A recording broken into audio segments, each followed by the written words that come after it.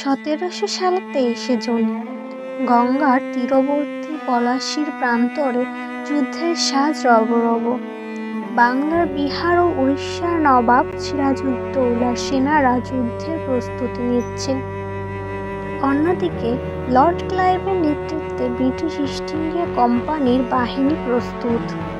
কিন্তু এই যুদ্ধ কি সত্যিই এক নির্ধারিত লড়াই, নাকি এটি একটি গভীর ষড়যন্ত্রের প্রতিফলন?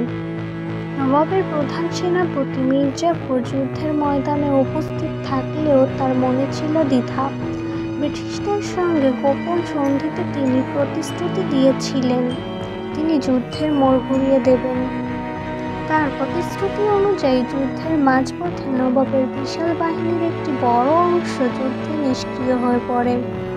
সিরাজউদ্দৌলা যুদ্ধের শুরুতে ছিলেন আত্মবিশ্বাসী।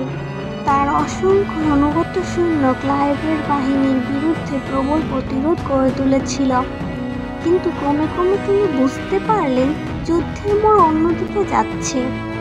তার প্রিয় সেনাপতিরা কেউ তার পাশে নেই। যুদ্ধের ময়দানে মীর মদন প্রাণপণে লড়লেও একসময় তিনি শহীদ হলেন। নবাবের অন্যতম বিশ্বস্ত সেনাপতি মোহনলাল যখন সৈন্যদের উৎসাহিত করছেন, তখন তিনি দেখলেন সৈন্যরা পিছিয়ে পড়ছে। সিরাজকে বন্দি করে নিয়ে যাওয়া হলো মুর্শিদাবাদের জগৎ শেঠের প্রাসাদে।